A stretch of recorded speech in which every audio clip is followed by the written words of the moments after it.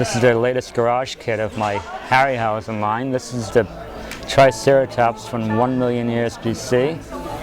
And like you, I have a kindred love of the old Harryhausen dinosaur movies. I saw this movie when I was only 5 years old in a theater in Brooklyn.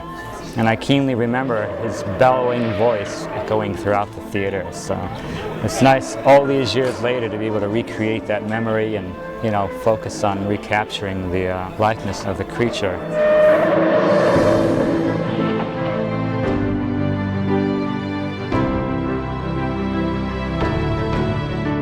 I've always been interested in dinosaurs, first of all, and from the earliest stage, movies like King Kong and eventually the Harryhausen movies, starting from when I was like 6 or 7 years old. And that got me and my two older brothers into stop-motion animation, which we did first as a hobby as kids and through my high school years. We actually ended up going to SUNY Purchase, studying film. But I always gravitated back to the animation, so I did a senior thesis film involving stop-motion animation. And then I did it professionally for about 10 years, working out of studios in New York City. Then in about 1989, a friend of mine hooked me up with a guy named Mike Fusella, who started a garage kit company famously called Resin from the Grave.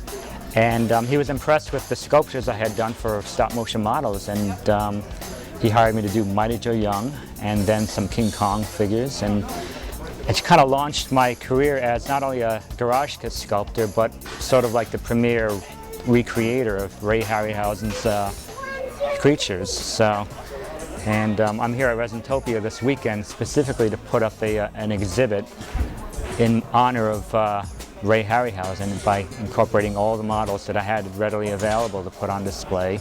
I kind of got into all of this stuff almost as more of a scientist than an artist, because I was very much into paleontology from really like the age of 2. I think certainly I would say my personal favorite is the Valley of Guangzhou. That's the one that really turned me on when I was a little kid.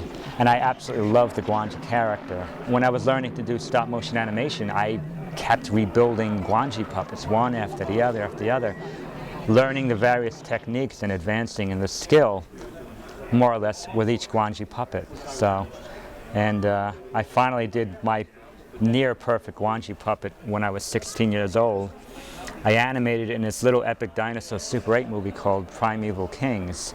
And then a few years later, when I was in college, I met Ray Harryhausen at a convention, and I had my little Guangzhou stop-motion puppet with me. And he had his Guangzhou puppet on display in a glass box. And I was able to give him my puppet, and he kind of handled it, and he said, "Oh, impressive joints, I like them." And also, I was able to photograph my puppet next to the original Guangzhou model. I'm not a really great painter. I do paint my own kits for my own display. But, you know, I usually rely upon the real craftsmen and hobbyists to do excellent jobs. Like Paul Gill, who also casts and produces these as a model kit, he painted this in, I imagine, just in like a day. When I do a sculpture of a Harryhausen creature, I try so hard to make a perfect likeness. But as a result, sometimes I see photographs of that same model kit reproduced and painted so beautifully, I can't recognize it as my work. You know, I have to like pull out photographs of the sculpture and say, "Is that mine?" I mean, it looks so good, you know.